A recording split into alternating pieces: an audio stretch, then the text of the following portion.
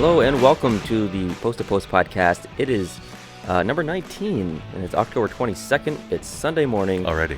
Yeah, almost to 20. Next will be the 20th podcast. That's a huge milestone for the podcast. It's pretty substantial. Yeah, and so we're sitting here on a Sunday morning. It is just after noon, 12:09.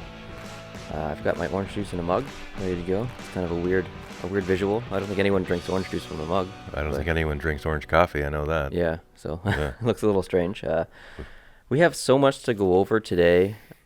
This is probably going to be a longer podcast than normal. Awesome. But that's okay. Yeah. People like longer podcasts. Podcasts are good because you can throw it in the car when you're stuck in traffic and just let it go. Someone could be listening to us right now driving in traffic. Weird. Driving in traffic, stuck on the Hutchinson River Parkway on their way down into Manhattan. Maybe. Heading towards the Bronx. Yeah. Named after your great-grandmother. Okay. No, we're not bringing genealogy or anything into this podcast. Oh, man. All right. So we have a number of topics. We're going to go over the possibility of Houston potentially getting a team. Mm-hmm. We're going to talk about the New Jersey Devils, Las Vegas Golden Knights, an experiment going on in the SPHL, the Colorado goal that was called back that shouldn't have been called back. Right. A few trades, not really trades, just one trade to talk about. And let me see here. The Montreal problems. And Again. we're going to talk some baseball at the very end of this podcast. Good morning. Welcome to our weekly episode of the Montreal Problems. Yeah. And I'm going to reveal some power rankings. Oh, nice. That I've done. I'm going to start to do that in each podcast. Right.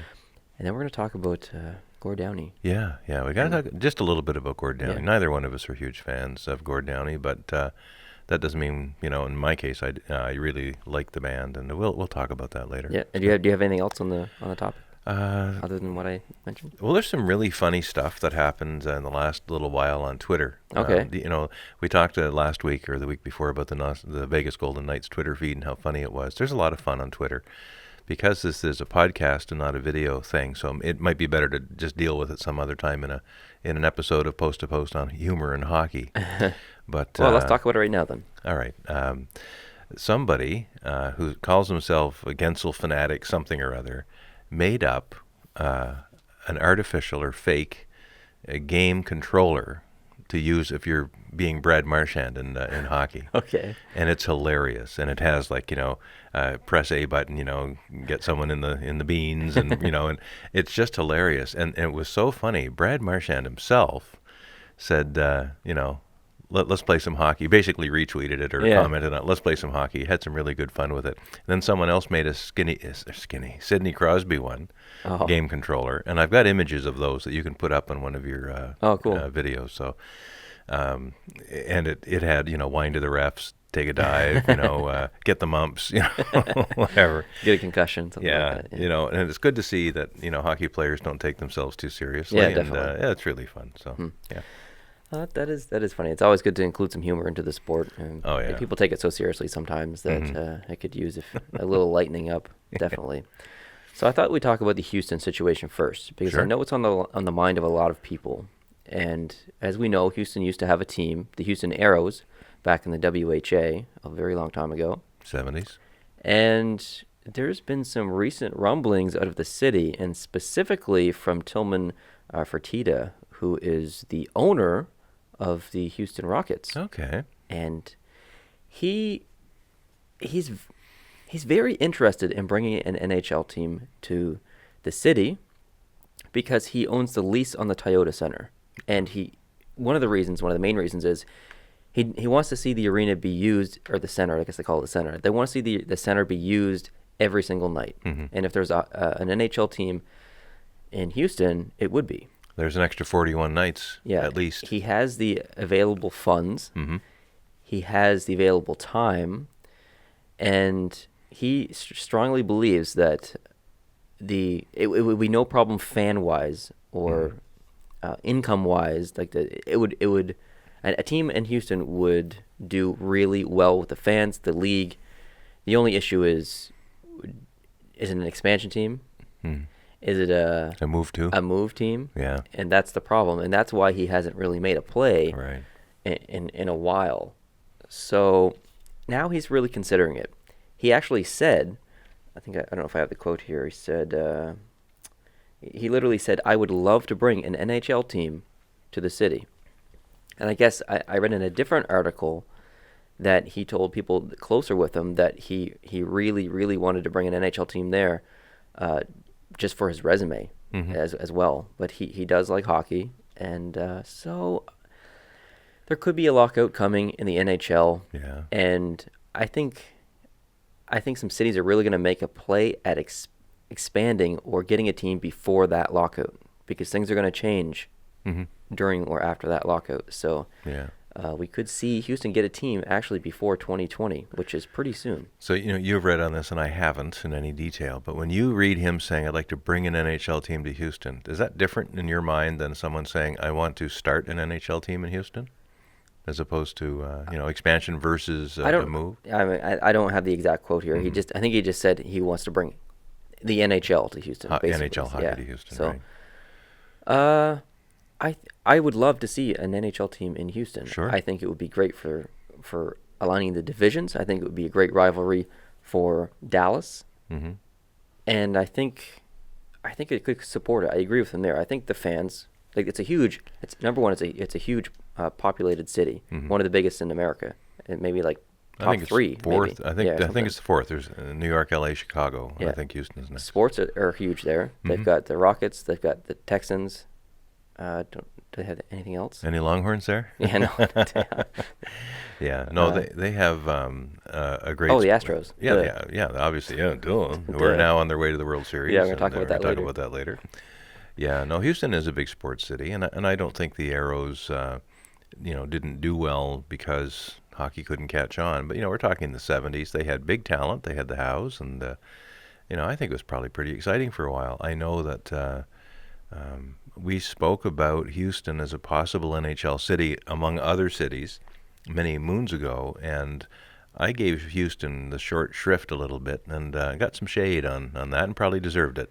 Oh, that was probably 5 or 6 months ago when we made that video. Yeah. And then recently we had the contest where the winner actually made the Houston Arrows. So it's been a funny road to get to this point, and with us, and also with the city itself and Tillman. Yeah. So. Nice. I don't know. It's gonna be interesting. I'd love to see a city there, or a team there. Sorry. Yeah. Let's move on and talk about the Devils. Now, I made a video recently talking about Toronto, Montreal, L.A., Vegas. I can't remember the other team. The Rangers. Rangers talk, yeah. So, and then I got some heat in the comments. They're like, how do you not talk about the Devils? Well, I did talk about the Devils in the podcast from last week, so clearly those people didn't listen or watch the podcast, but that's okay. That's okay. So I thought I'd talk again about the Devils because they deserve to be talked about. I really slept on them. I was looking on paper, and I felt like they wouldn't be able to do much. Now, they still might not be able to. It's so early in the season, but they're looking really, really well right now. The only thing I'm disappointed about is my boy, Pavel Zacha. Isn't doing that great. I think he's got 2 points in 8 games, so I was hoping a little more out of him. He put on a big show for you in Summerside, and then he faded off. Yeah. So Hall has 9 points. Will Butcher has 9 points. Oh, wow. Rookie defenseman. And he's 9 the guy. points. He's the free agent rookie guy. Yeah. That wouldn't sign with the Avalanche when he was drafted. That's incredible. I'm so excited for that. Yeah. Paul Murray has 7 points. Nico Hischier has 7 points. Nice. And that goes down from there. Kincaid actually has the better numbers in net. He played 3 games. He's got a .932 save percentage, and I think his goals against is just over 2. Mm-hmm. And then Schneider's played 6 games with a .907%. That's a good tandem. I think he's over 3 in his goals against. I don't have those written down, but they played 8 games, but it says 3 and 6. So there's obviously some trading going on there.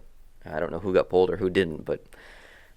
Kincaid, when your backup goalie has better numbers than your starter goalie, you have to feel pretty good about your team, and especially the goalies themselves. They feel confident in between each other, so that's really special to have on a team. So I think even though New Jersey's doing really well, and I hope they continue, I think they're going to level off and come down a little bit. I think they're on a high right now, Mm-hmm. so I would predict that we see them falling down the standings.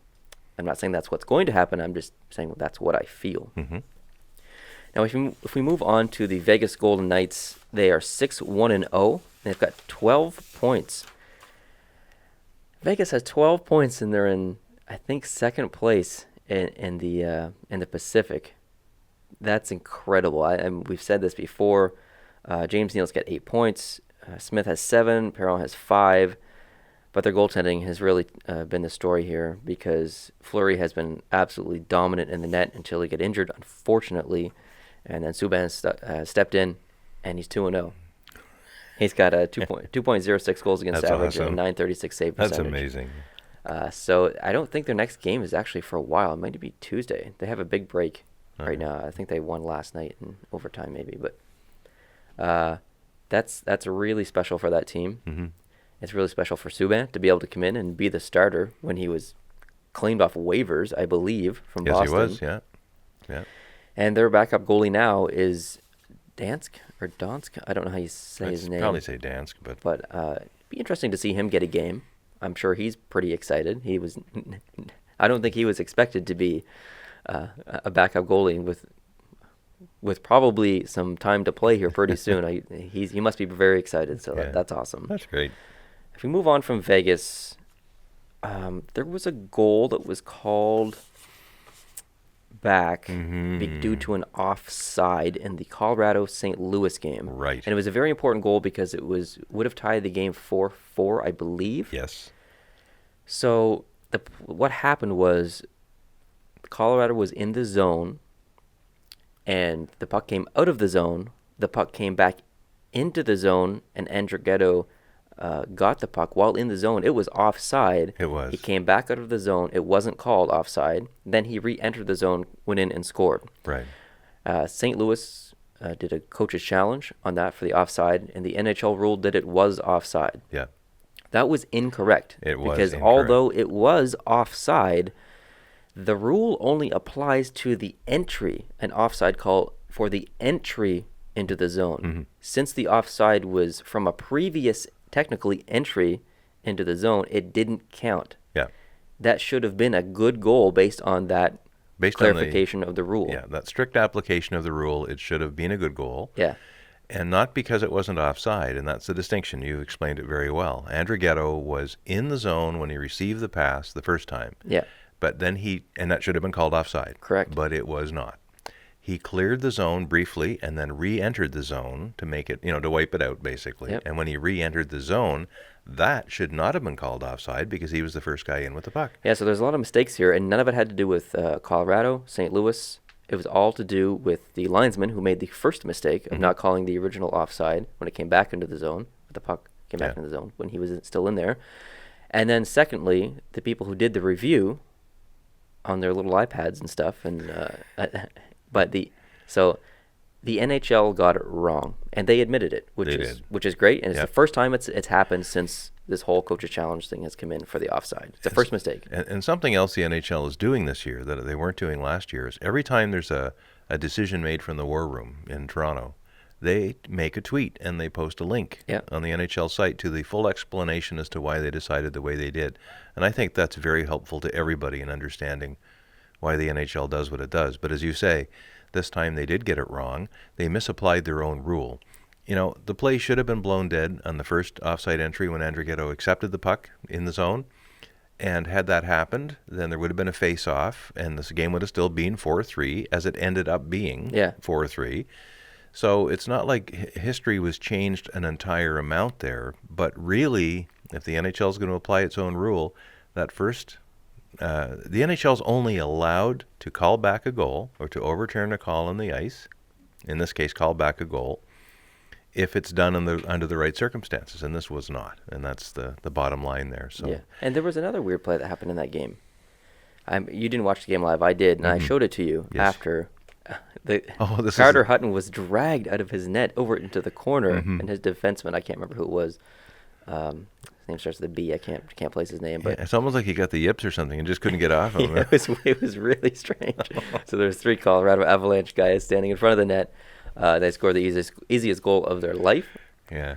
It's funny because he paused with the puck in front of the open net, and it's almost as if to say, "I can't believe this is Yeah, happening." the play is still going on. Like, I don't understand, but yeah, it's pretty funny. So I thought it was worth talking about for sure. Yeah, it's very good. And there's another neat thing that happened. I think it was, I don't know when. I thought it was just last week, but maybe not. I read it online. It was a game between it was in Edmonton, and I forget who they were playing, but one of the teams, it was a 5-3 game at the moment. One of the teams had too many men on the ice, and the referee, when he made the call, and the headline for the little video clip I saw was, a truly Canadian moment. The referee makes the call. He says, penalty to whatever, bench minor for too many gentlemen on the ice. Really? That's amazing. Yeah, that was good. It's cool to see a little humor like that in the game. Well, even during the exhibition, there was another referee call where he flipped the mic on. He's standing at center ice, and I forget what it was. It was a regular type infraction. I think that was an old clip. Oh, was it? It was brought up as a video in the preseason, but it was an old clip. Yeah, but he announces the penalty, and then he says, "You can't do that." Yeah, you can't do that. Yeah, that was from a couple of years ago. Oh, darn. Okay, so let's talk about the SPHL experiment, because this is really interesting. I'm actually, out of all the topics that we're going to talk about, this is the one I'm interested in the most. Okay. So the SPHL was the first league to do the experimentation of the 3-on-3 overtime in preparation for the NHL. Then it moved up to the AHL and whatever. Now it's in the NHL, obviously. And they did it like 10 years ago. It was a while ago. Yeah. Mm-hmm. So they are one of the test leagues, I guess you could say, for rules or the things that the NHL is potentially considering. And not all the time. The NHL is not necessarily telling the SPHL to do this. I don't know the case here. I don't know if they are or aren't, but this is what's happening. Yeah, I don't think they are. I think the SPHL makes their own mind up from what I've been reading. They probably did. And when the ideas are good, they just get a little traction, and away they go. So they're changing the playoff format. And what I mean by that is basically the top 3 teams get to choose who they play out of the bottom 5 teams. So the 8 teams make the playoffs. The top 3 get to pick who they want to play out of the bottom 5. Obviously, the first place team gets to pick who they want to play first out of the bottom 5. They could choose the 4th place team. They could choose the 8th place team. It's their choice. Whoever they have the best record against, whoever they want to play. There's so many factors that go into it. And I thought it was really interesting because you could say, oh, well, that's a really good idea. And it probably is for the fans because it would be exciting to see the anticipation the days after the playoffs ended to see who your team or who whatever team picked to play. It would be very, very exciting. But I think it's not a good thing for the teams, mainly the top 3 teams, because if you finish first and you pick the 4th place team because you have got a good record against them, and that 4th place team is going to be like, bring it on, let's dance. Yeah. Because there's no way that we think that you're going to get by us, so let's go, buddy. Hockey is such a gentlemanly game, supposedly, you know, and a game that demonstrates, or at least pretends to demonstrate, respect. So even when you have a mismatched game and you go in the dressing room and you talk to the team that just won 6-0, and you ask the guy, who scored 4 of those 6 goals, what the game was like, he's still going to say, oh, they're a good team, Yeah. He's not going to say anything that the other team can put on their dressing room wall as motivation. Yeah. If he had said, oh, these guys suck, obviously, we just got 6 goals, ha-ha. If he was cocky like that, like they are in some other professional sports, there would be posters on the wall of the other team's dressing room to use as motivation. And hockey is such an emotional game and moves so much on momentum. That's the last thing you want to do is give your opponent something to latch onto. Exactly. And these top 3 teams picking their opponent would be exactly that thing for the opponent team. As you have said, like, bring it. Let's go. You think you can beat us? You're going to choose us? We'll fix you guys. I think for the teams, like I said, for the teams, it's probably a bad thing. But for everyone else involved, it's a brilliant thing because the anticipation, like I said, is going to be great. And then it might make this series better and more competitive. So I think that's pretty cool. I don't know if it's the right decision, but it's going to be interesting to watch. I'll probably pay attention to the SPHL this year because of it. Well, I will too. I want to see what happens. And then most importantly, after that first round, because after the first round's over, it all reverts back to regular standings. Exactly. I want to see, if all three of those teams that had the choice actually those choices paid off or not, and maybe they all got beat. That'd be funny if they did. That would be funny, and maybe that's exactly what you want to see, Could be. because it proves that the emotional factor is, as we think it is, very important, especially in a game like hockey that is so, like momentum is so important. Yeah. You can score 3 goals in 60 seconds, or you can get 3 scored on you in 60 seconds, and it's wild. It is crazy. Yeah. The last thing I have on this sheet, I just have a little piece of paper here, is the trade that happened. Sheehan went from Detroit to Pittsburgh for a third-round pick. I'm not sure if you were aware of that. Wasn't paying attention there. And I believe the sole reason for that is because they needed to remove his salary, his contract and salary from their cap, because they needed to sign or make room for Anastasiou's new contract, or 1 year, or whatever. So how much was Sheehan getting paid? I don't know. I think it was like 2.5, maybe, or oh no, actually I think it might have been less than $1 million. I'm not sure. I should have written it down. It doesn't matter. It's just that was the reason, and they had to do it. It's a move you had to make, not really a move you wanted to make. So Detroit was in a tough position there, but they did the best thing they could, because now they have Anastasiou where they wanted him, and that's a part of the team again. So negotiations will continue for his next contract, I believe. Yeah. Well, that's good for him. I want to see him on the ice. He's exciting to watch. He's a very good player. Very, very good player. And he surprised me last year. And as this regular season went on, because Detroit, didn't get farther than that, but he really took off. And yeah, and he's put in a tough position, because it's not his fault that the Red Wings don't have room for him. It's tough because he wants to play in the NHL, clearly. And he also wants to get paid because he knows what he's worth. So I know we talked about Montreal before, but let's just briefly discuss Montreal again, even though we don't want to, because we're Canadiens fans. It is frighteningly bad in Montreal right now. Yeah. Price is not the price that we're used to. He's exposing the team for what they are, and what they are is not even close to good enough. And it doesn't help that we have players like Pacioretty who are literally invisible on the ice. There's no effort. He's scared of getting hit. He's not hustling back to the bench after a shift. He's not skating and cycling the puck the way he should be. And he was the first person to admit it. He said, how am I supposed to lead a team and tell people that they're not good enough when I'm the worst person on the ice? So he's taken accountability. Self-aware. But he's taken accountability 1,000 times before, Yeah. and not really done anything about it. He's the hottest, coldest player in the league, in my opinion, by far. So his contract is great for his normal production, but I honestly believe the Montreal Canadiens should trade Pacioretty. I don't know where. I don't know for what, but I don't believe he's a strong captain, and I've said this in the past. I've said this last season. I know a lot of guys are really high on Pacioretty, and he's the nicest guy in the world. It's not a personal dig or anything. I've just never been a fan of his style of play. I think he's a bit lazy. No offense, but that's unfortunate. But if I could get a Montreal Canadiens team full of 18 Paul Byrons, I think Montreal will be in first place, because no one has more effort on the ice than Paul Byron recently. He's been incredible. The Paul Byrons and Brendan Gallaghers, those guys that just drive all the time. They're great to watch, but they're so small. They're small guys, too, and that's a problem. Even now with Montreal trying to get a little bit bigger, they're still smaller than the average team. Yeah, oh, definitely. And, as you said about Price, he's not the Price that we need him to be. And it's really to the point now, and I've been reading the Montreal media, although this isn't all Price's fault, it is Price's responsibility to fix it. He needs to steal a game. Just one game. Definitely. Tuesday night's game might be a good one to try to steal. Hopefully it's against Florida. So. Yeah. So, he needs to stand on his head and steal a game, and, show that when he smashed his goalie stick in San Jose the other night, that it actually meant something. Yeah, Anaheim, yes, on the 6th Or Anaheim, sorry, yeah.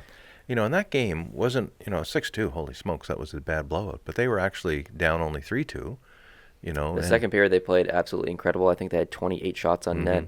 They were skating so fast and so hard. They were all over Anaheim. Yeah. And then, the Anaheim, I think it was scored 3 goals in 97 seconds Yeah. and made it, 6-2. And that's what it felt like in the first period too. Yeah. Montreal was terrible. So And the last goal went off Weber's skate again. Yeah. A lot of these goals are going off Weber. They're tips, and it is a lot of puck luck. Yeah. But still, Price needs to play better. He is letting in soft goals, so it's unfortunate. So I'm going to do my power rankings right now, if that's okay with you. This was requested by someone in our Discord, and I didn't want to do it in a normal video because I didn't want to step on the toes of any other people on YouTube doing power rankings, but I think it's a fun process, and I think it's still important for me to do. So there's going to be some teams in here in orders that you might not agree with, but I do have some reasoning behind a few of them. So the team that I have first in my power ranking is LA. They're 6-0-1, and they're on a 4-game winning streak. I don't know how they can't be number one on anyone's power ranking. They're playing absolutely amazing right now. So I'm just having fun watching them play. To be honest, I have never been a big LA fan, but I am having fun. Second, I have Dallas. They're 5-3-0, which isn't a very good record. They've got 10 points. However, they're on a 4-game winning streak. They're playing very well right now. And I think they're flying a bit under the radar, and people aren't giving them enough credit for what they've done in the past 4 games. And it's expected, because we expected Dallas to be up there a little bit higher than they actually are seated right now. They struggled out of the gate a little bit. But that's why I have them in second place. They're on a 4-game winning streak. I think they're just going to keep going. They're playing really strong right now. So definitely number 2 for me. Number 3 was I had Vegas, 6-1-0. How can you not have Vegas in your top 5 right now? They're playing amazing hockey. They're getting all the breaks. They're playing well defensively. They're scoring goals. It's been exciting to watch them, and I think it's going to continue. Actually, even though Subban's in net, I have a good feeling about Vegas, so I kept them up high. Fourth, I have Tampa Bay. They're 7-1-1. They're exactly where I thought they'd be. I think they're in the top of the East, and they're just kicking butt. So that's where they should be. Fifth, I have Chicago. They're 5-2-2, off to a bit better start than I thought they'd have. So I felt that they should be in the top 5. Sixth, I have St. Louis. They're 6-2-1, which is, I'd say, about where they should be. Seventh is Toronto, 6-2-0. Now you might say, well, why wouldn't Toronto be a little higher than that? They've been playing so well. Yeah, they've been playing well, but they've let in a lot of goals, and defensively they haven't been amazing. And I think they're overperforming just a little bit. So yeah, I could have put them a little higher, but I brought them down a little bit because I think they're going to level off and drop down the standings a little bit. Next, in 8th place, I have New Jersey. They're 6-2-0, playing really well. But a bit of the same story as Toronto. I think they are overachieving a little bit, and I think they'll start to fall down the standings. Excuse me. In 9th, I have Ottawa, and they're 4-1-3, and they did most of that work without Carlson, so I'm pretty happy with Ottawa right now. 10th, I have the Islanders. They're 4-3-1, which isn't really a great record, but they're on a 2-game win streak. They've been playing really well lately. And I think they're going to continue that trend. So I see the Islanders actually moving up the standings a little bit. So that's why I put them in 10th. 11th, I have Pittsburgh. They're 5-3-1.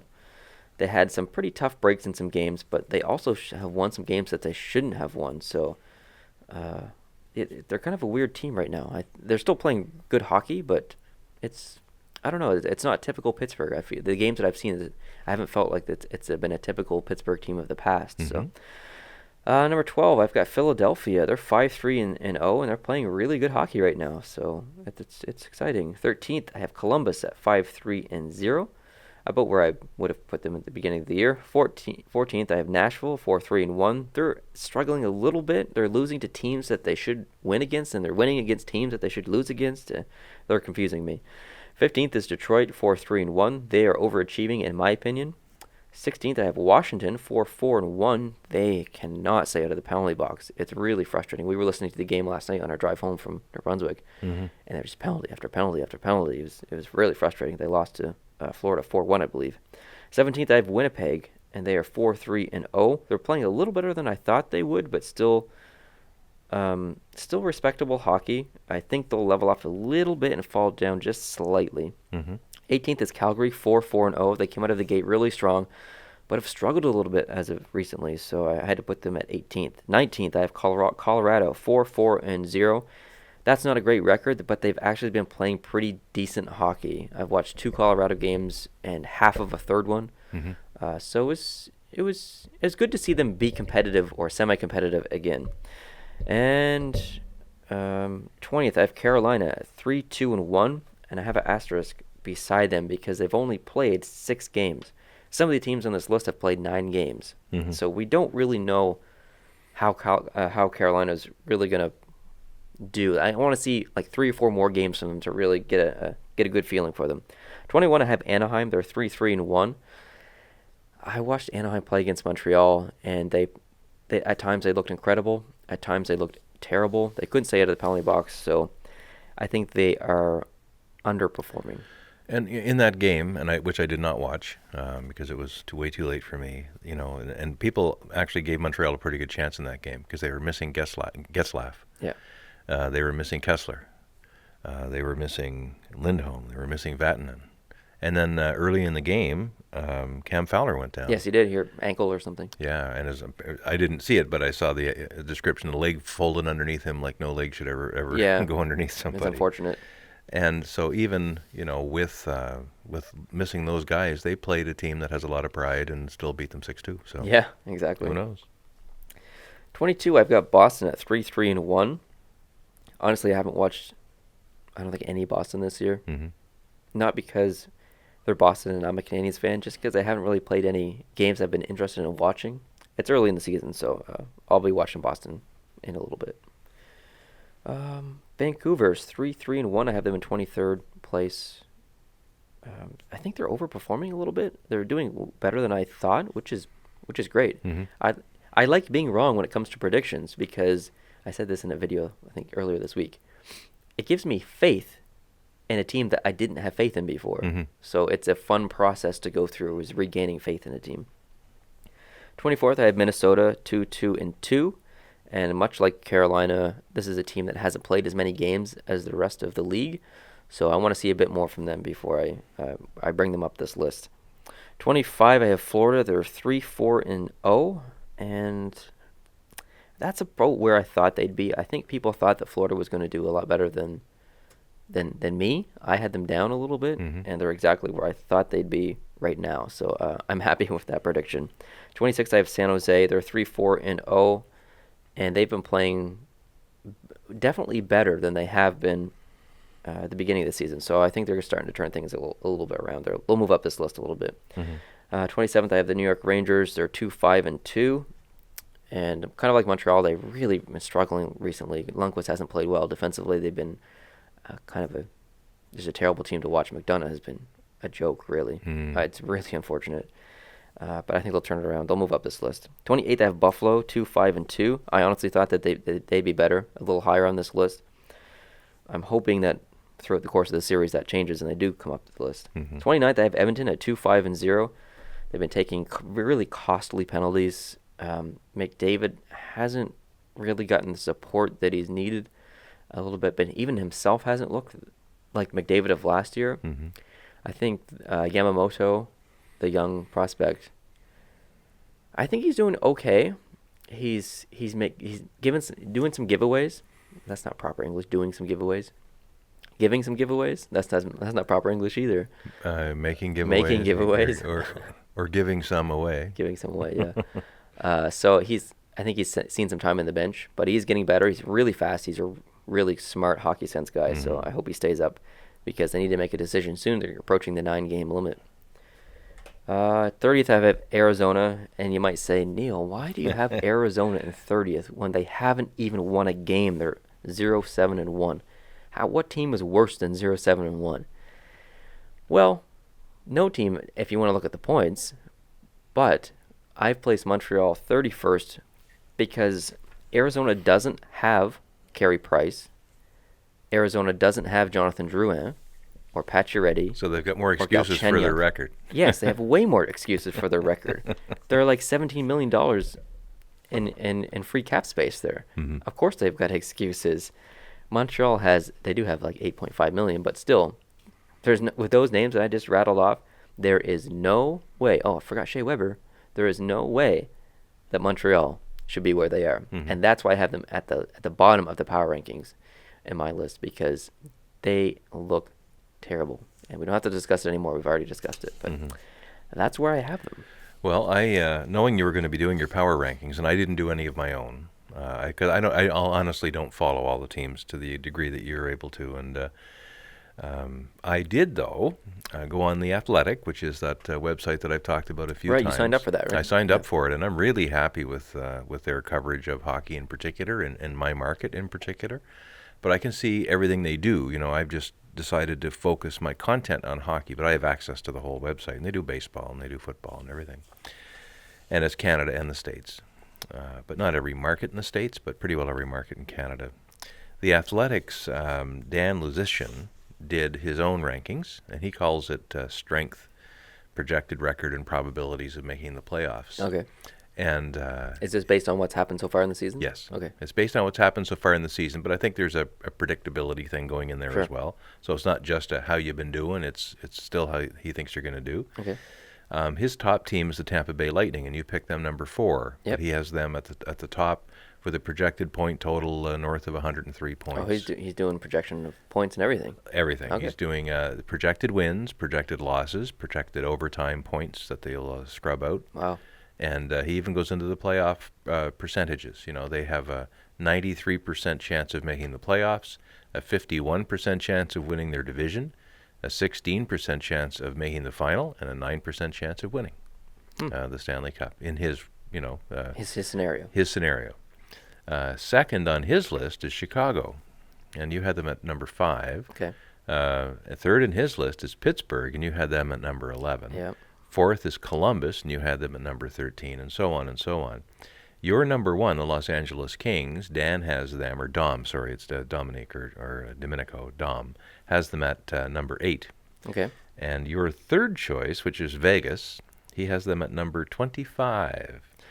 Well, his list is a little different from mine, because mine changes week to week, and his is based on end of season predictions. Well, yeah, but his changes week to week as well. Like, for instance, when he does the Montreal Canadiens, he has them at number 22 on his list, which is a drop of 14 spots from last week. Yeah, but so, like, I'm not trying to defend my list any, but I've got Vegas third. If I'm going to say who's going to come from 1 to 31 at the end of the season, I'm not putting Vegas third. No. I'm putting Vegas based on their previous week and their week coming up. Yeah. And it's not based on any other weeks than that. So this is apples and orange juice. Yeah, exactly. Now, just talking about a couple of the teams and their prospects, you might be interested to know that the Las Vegas odds makers right now for the team has the best odds of winning the Stanley Cup at a ratio of 8-1 is the Toronto Maple Leafs. Wow, number 1. Vegas odds are saying 8-1 Leaf favorites for the Cup. Well, if you're a Leaf fan, you gotta like those numbers. Tied for second, or sorry, not tied for second, but there's I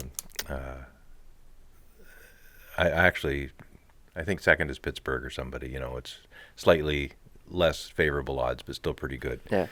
The Vegas Golden Knights at odds of 33-1 are, long shots, but they're tied with Boston and San Jose in the Vegas odds makers rankings, and there are 11 other teams worse than them.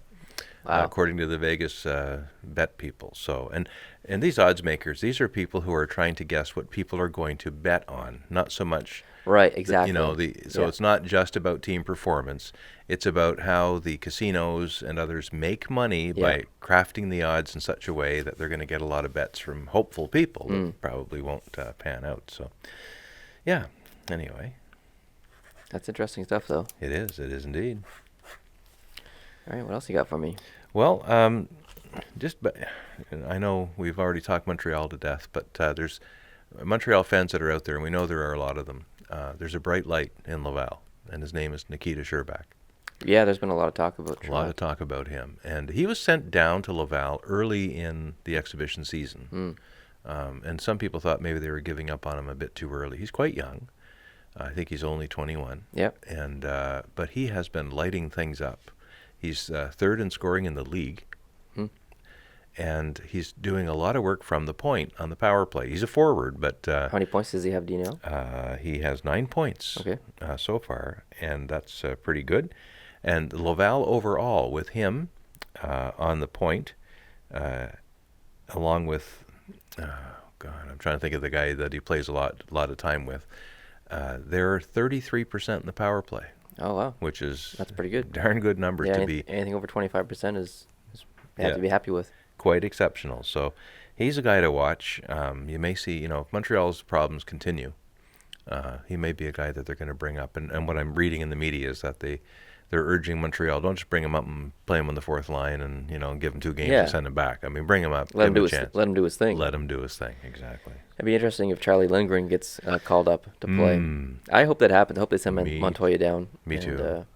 Bring Lindgren up, make Price the backup for a game, give him a shot. And put him on waivers or do what you got to do. Like, I don't know, how his contract is structured, but I think they're paying him, a couple of million? I think it's $1 million. Okay. $1 million, 1.1 or something like that for maybe a year or 2 left. I can't remember exactly, but he's a good goalie. He is. It just isn't working out.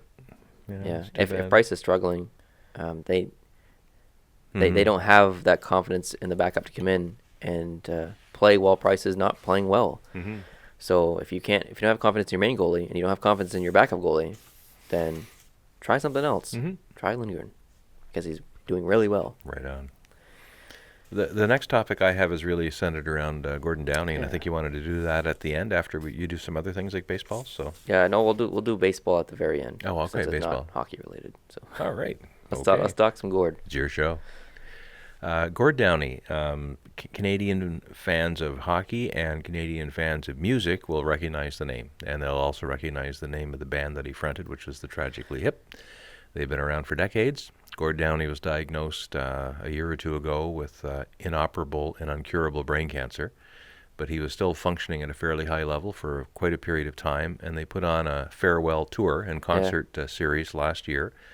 One show of which was shown nationwide on one of our networks here in Canada, and it got a lot of views, and it was very well done, and it was quite a nice way for Gord to say goodbye. Absolutely. And for the fans to say goodbye to him. And he still continued to be involved in things and events afterwards. Yeah, he still went to hockey games and did events. And just for those people who don't know who he was and who don't understand how Canadians can be so reminiscent or worked up about a guy who was just a rock singer and a lyricist, I have a few just snips of articles and things that have been written about him in the last couple of days. I'd like to share just a paragraph or two. Yeah, definitely, because the story of where he was as a young man to where he is, how he got to where he is now. It's an interesting story. It is a very interesting story, and there are some interesting factual tidbits that I didn't even know about Gord Downie. Now, I'll preface this, and you and I have had this conversation. Tragically Hip was not my favorite band. Same here. I had a lot of their stuff, and I liked a lot of individual songs, kind of like I felt the same way about them as I did about maybe Tom Petty and the Heartbreakers. You know, they're a good band. They did some really great things, but most of their stuff I would say I was lukewarm to. Yeah, I liked the songs that I did like a lot were songs that didn't see a lot of radio time. I felt like they were so overplayed. Those like 5 or 6 songs of the Hip that were so overplayed on the radio. Every time they came on the radio, I just changed the channel. And not because they weren't good. I liked them, when I first heard them, but they're just so overplayed as I can't listen to them anymore. Yeah, this is something else that a lot of international listeners and viewers won't know. That in Canada, in broadcasting regulations, we have a thing called Canadian content rules. And when I was in broadcasting in the early 1980s, we had requirements, and we still do, to play a certain percentage of Canadian content. So what that meant was when the rules were first adopted in the 1970s, you didn't have a lot of Canadian stuff to play, so you overplayed the stuff you did have. You repetitively played the Poppy Family and Edward Bear and Gordon Lightfoot and Bruce Cockburn, and you played the dickens out of those songs, and then you drove younger listeners in particular crazy just from the repetitive nature of this. But then Canadian content actually got good on its own. Yeah, it did. You've got, your Alanis Morissette's and Tragically Hip and Drake and whatever, and there's no shortage of good stuff out there. I was going to say Justin Bieber until you said good.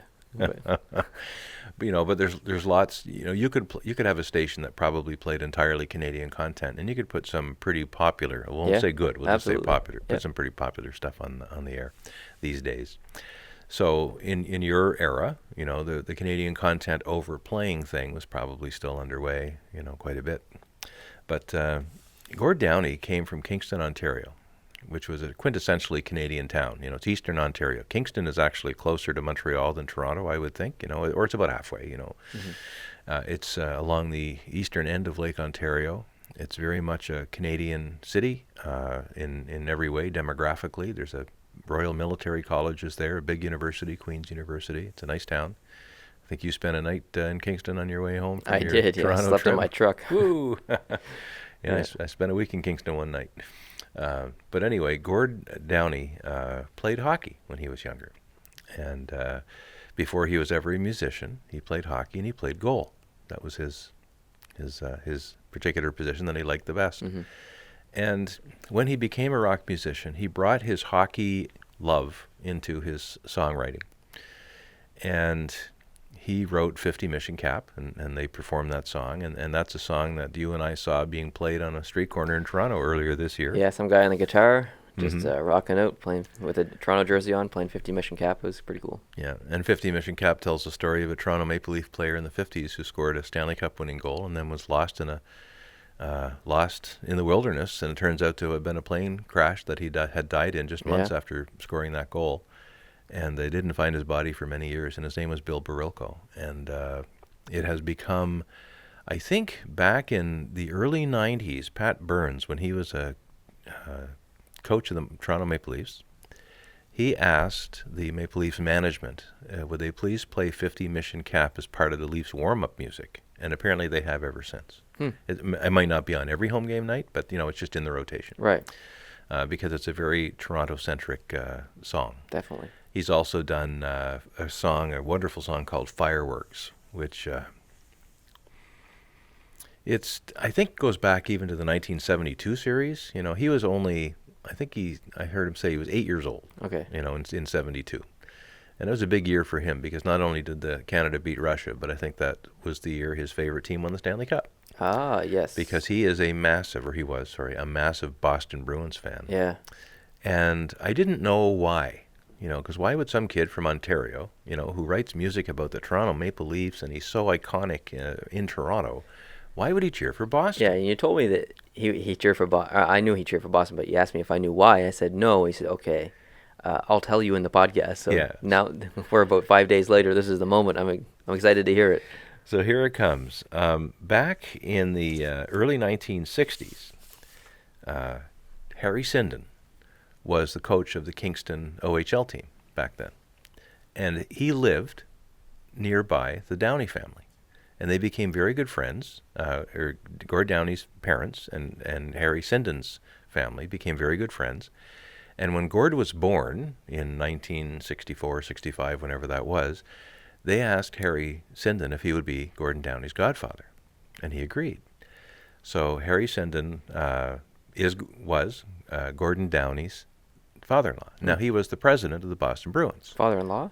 Or godfather, sorry. He was the president of the Boston Bruins. Ah. And he was also the head of Team Canada during the Canada-Russia series. Oh, cool. So I think the attachment that the Downie family had to Boston probably came from their earlier friendship with Harry Sinden when he was in Kingston. Oh, that makes sense then. Yeah, it makes perfect sense. So Gord was a huge, and so was his brother. He had an older brother, a couple of years older, huge Boston Bruins fans. And he tells the story that the night they won the Cup in 72, of course, it's in the summertime almost when you win the Stanley Cup these days, because it's well into May or June, right? So he and his brother went out and danced in the driveway when they were kids, and it was pouring rain, and they couldn't believe how quiet it was, because, well, how many other people in Kingston are cheering for the Boston Bruins? Yeah, exactly. Yeah, so very interesting. But Gord, not every song was about hockey, of course, but a lot of them, not even a lot of them were about hockey. Just a few. Just a few, but they became such attachments for Canadian hockey fans and music fans to cross over into the other genre. Now, back in the Toronto Sun earlier this week, Alan Cross wrote, an open letter mainly to Americans, and we know that we have listeners in the United States, but also elsewhere in the world. And he tried to explain to them why Gordon Downie was such a big deal up here, and the Tragically Hip in general. And, the article was okay, and, I wouldn't really endorse all of it, but he did have a few interesting sentences that I'd like to read. And dear the rest of the world, you're probably looking at Canada, if you look at us at all, and wondering how an entire nation can be consumed with grief over the death of a singer, a rock singer no less. It's hard to explain, but let me try. And he gave a couple of reasons. One, we're not ashamed about any of this. The Hip was Canada's house band, and their front man was our de facto poet laureate. To put it another way, if there was a World Cup of rock, Canada would send the Tragically Hip. Second, the Hip taught us about ourselves. Gord and the band were unabashedly Canadian without being jingoistic or wrapping themselves in the flag. Bill Barocco references to the 1972 Canada-Russian series. They were some of the stories. So I just thought that was an interesting take on Gord. And then there was another article, and that talks about the importance of 50 mission cap. And I've already paraphrased it now, so I'm not going to read it all over again. But it even went to the present, where Morgan Riley for the Toronto Maple Leafs said that on Wednesday of this past week, which would be the day after the morning his death was announced, I guess, they got a couple of extra Hip tunes to play in their dressing room. Nice. Yeah, that's awesome. It's really cool. Now, finally, I'll ask you this. Sure. Considering Gord Downie's connection to the Bruins and the era in which he was a young hockey fan, yeah, do you have any guess as to who his favorite hockey player might have been? I only know because I overheard you watching a video earlier. Oh, no. And I believe it's Guy Lafleur. He did say in one interview that it was Guy Lafleur. But there's another answer to that question. That's in the Canadian Press in a newspaper article that I read yesterday, and I have it with me here from the Fredericton Daily Gleaner. According to musician and good friend Dave Bedini, Gord Downie's favorite hockey player was Laverne Hennessy. Oh. Now, I'm surprised to hear that. I'm sure you're surprised to hear that. You know who else was surprised to hear that? Him. Laverne Hennessy. Yeah. He was shocked. And here's why he was Gord's favorite hockey player. They played against each other in midget. Oh. And Gord was a goalie, and Laverne Hennessy was a crackerjack goal scorer for the opposing team. And he scored a lot of goals on Gord Downie. And Gord Downie and him would lip each other. Like, I'm going to get you today, whatever. Yeah. I'm going to get you. And they'd stare each other down. And they had this kind of very respectful but very antagonistic, whole shtick thing going. Laverne Hennessy, we've never heard of Laverne Hennessy. He was drafted and played, I think, 4 games for the Cornwall Royals in the old OHL way back in the day, and then he got an injury or an illness of some kind. Mm-hmm. So his hockey career ended very early. Otherwise, we may have heard of Laverne Hennessy. Yeah. But, and he's gone on to do other things with his life, and I believe he's still around. But he was quite shocked, and he's heard it several times from several different people who all knew Gord Downie that, hey, you were his favorite player. So it's reals, But that's the kind of guy he was. And here's one final tidbit about Gord Downie. He'd be, well after he became famous, he'd be in his home, which was a very unassuming place not far from a local park. And he would look out the window and see, kids over in the rink playing shinny or, ball hockey or whatever. He'd put on his goalie mask and go over and play with them. And they didn't know who he was. Really? That's amazing. That's really, really cool. I think that's pretty awesome. Yeah. Good for him. Yeah.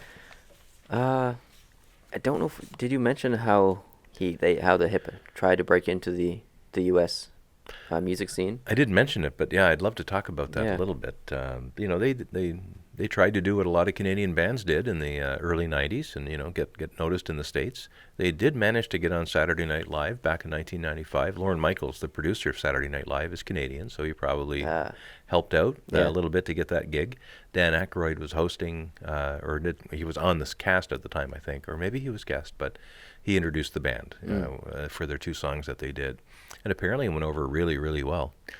And in the States now, when they play when they played their music at concert venues in the U.S., there's obviously some American fans that show up. It's not like he's never been heard of down there. Yeah. But from what I've read anyway, a lot of the people in these arenas are actually Canadians who go Canadians down to watch them in traveling the down. Yeah, Yeah. that's crazy. And but when things didn't catch on in the States, the band said, well, okay, frig it, we'll just stay up here in Canada and Yeah. we'll do our thing. Yeah, let's go back to Canada and get her done up Yeah. here.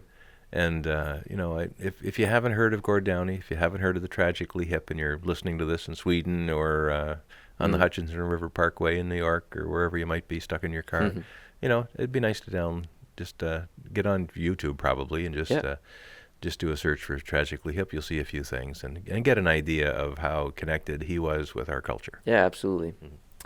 Okay, the last topic we have is not hockey related at all. It's baseball related. It's the baseball. Because there's huge baseball games being played right now. Houston won last night against the Yankees. Mm-hmm. That means the Houston Astros are going on to the World Series.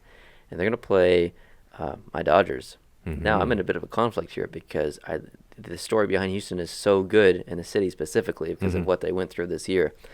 I would love to see that city win. However, like I said, I am a bit of a closet Dodgers fan. I'm wearing an LA Dodgers hat right now.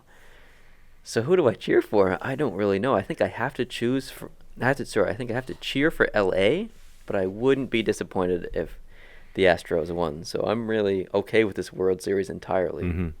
Yeah, I am too. I think that I won't be disappointed either way. I'll be cheering for LA as well, Okay. Maybe for different reasons. Than I don't know why you cheer for LA. Maybe you want to talk about that. The only time that I've been in California, I went to a Dodgers shop and it had LA stuff everywhere. Dodgers hats, shirts, jerseys, everything. I'm like, okay, I got to get something. I'm in California. This might be my only time in California. I got to get something from a local sports team. Mm-hmm. And there was no LA King stuff around because it was just a Dodgers shop. So I said, okay, I got to get a Dodgers hat or a shirt. I ended up getting a Dodgers hat. Not this one, one very similar to this. But I wore it. Actually, it's right over there. You can see it. I do.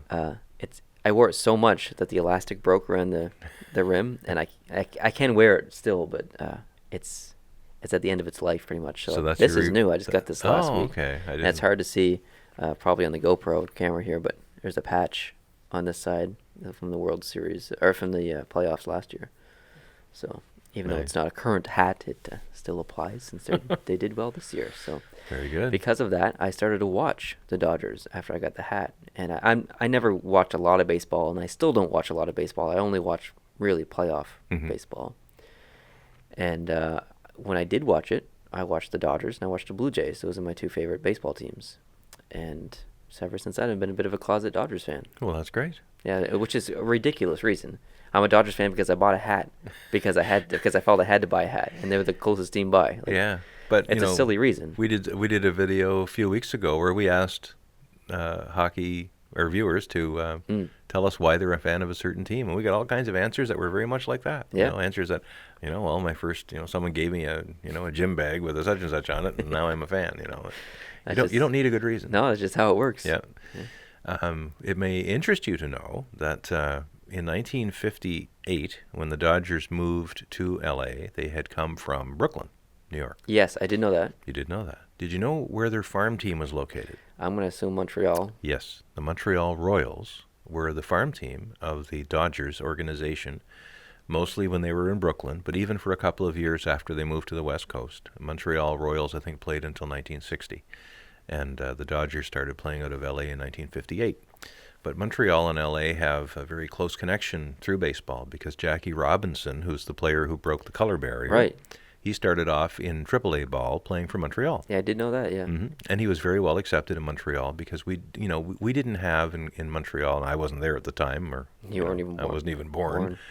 But Canada didn't have the same racial tension that the United States did. Not that everything's perfect here in Canada by far. There's lots of racism. There still is. Oh yeah, but in Montreal in particular, very cosmopolitan city, so it wasn't a thing, and I guess that's really what we want out of our racial relations. We don't want it to be a thing. Yeah, and that's the whole idea of it all. But anyway, he broke the color barrier and then went to play, and he was the first black or African American player to play in Major League Baseball. But that almost pushes away the other great history. There was the Negro Baseball League, throughout a lot of the first half of the 20th century. And, these were some of the best players who have ever played the game. Yeah.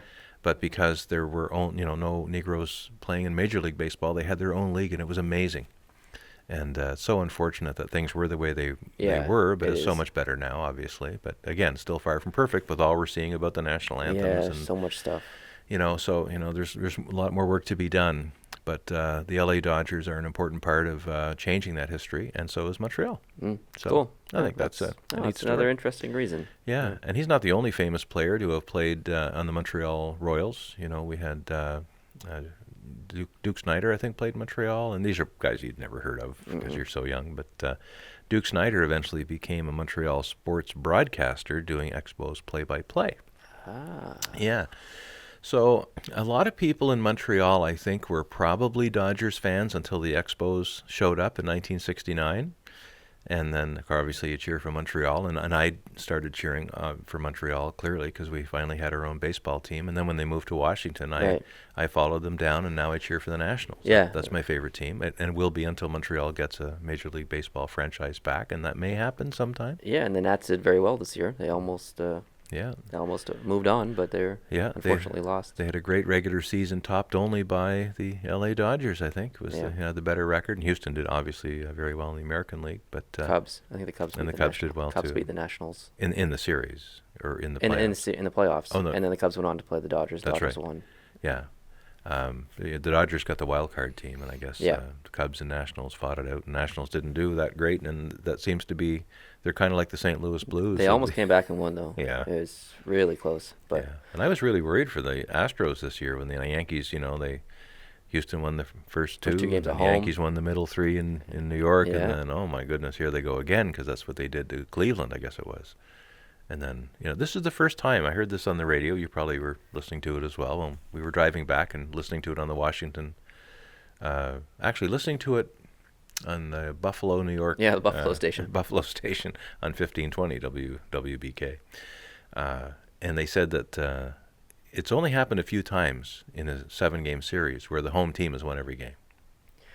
Which is a bit strange, I guess, because I think the crowd plays a lot to do in sports, in really every sport. I mean, basketball, they've got these clapper things and signs and stuff behind the net, trying to throw off the opposing team. In hockey, there's chants and the goalie chant to throw the goalie off the game is a common one. In soccer, it's huge, the stuff. And in hockey and European, and the European leagues like the SPHL, they have huge chants and songs. And in football, North American or American football, the home team will get really, really loud when the opposing team has the ball because they want to drown out any audible calls or switch plays. Yeah, they're trying to talk to each other. And so that they play a direct role there, and even the home team is like waving their arms like make some more noise. These guys can hear each other. I've seen that in baseball as well. Yeah, and that's why baseball has all these hand signs and all this